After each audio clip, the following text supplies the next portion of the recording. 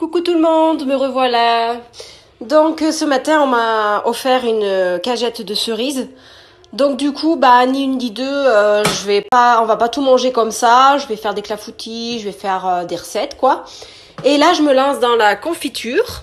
Donc du coup je vais dénoyauter grâce au Thermomix mes cerises. Voilà, en un clin d'œil. Donc voilà ce que ça donne. Je vais devoir trier juste les noyaux. Donc bien sûr, c'est vraiment que pour la confiture, hein, puisque ça fait de la charpie. Donc moi, ça me pose pas de problème pour la confiture. Mais par contre, pour mettre dans des gâteaux, on gardera les noyaux. Hein. Voilà donc ce que ça donne. Et c'est quand même relativement plus rapide que de le faire avec un bâton. Ou voilà, si j'avais dû le faire autrement. Parce qu'en fait, ça fait une espèce de petite coupure. Voilà, j'ai juste à passer mon doigt et faire sortir, ça se libère très facilement.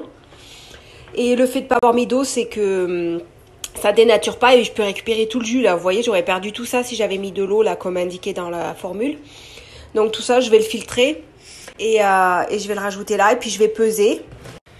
Donc voilà, j'ai 650 g de cerises dénoyautées. J'ai ajouté 250 g de sucre en poudre.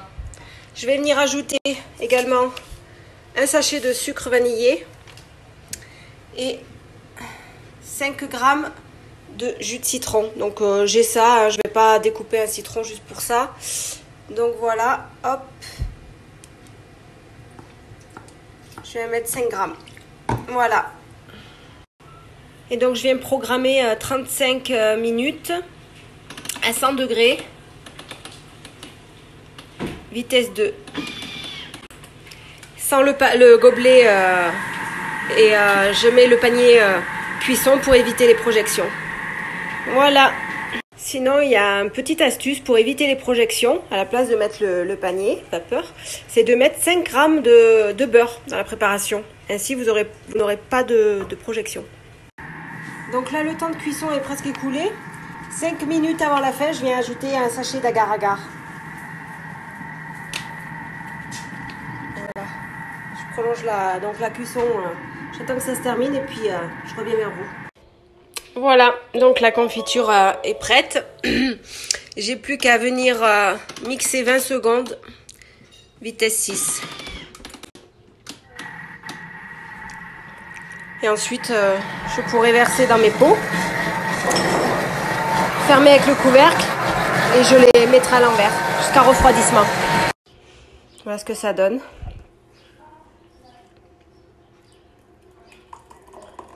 Bien sûr, ça va se gélifier hein, en refroidissant. Je vais bien remplir hein, pour une conservation optimale. Il faut bien remplir les pots. Donc je vous disais, je vais mettre les couvercles et retourner mes pots. Je les laisserai ainsi jusqu'à complet refroidissement. Voilà, ça me fait bien 2 pots. Donc voilà, les quantités que je vous ai données, c'est pour 2 petits pots.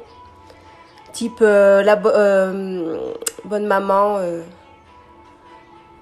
Voilà. Confiture cerise fait maison.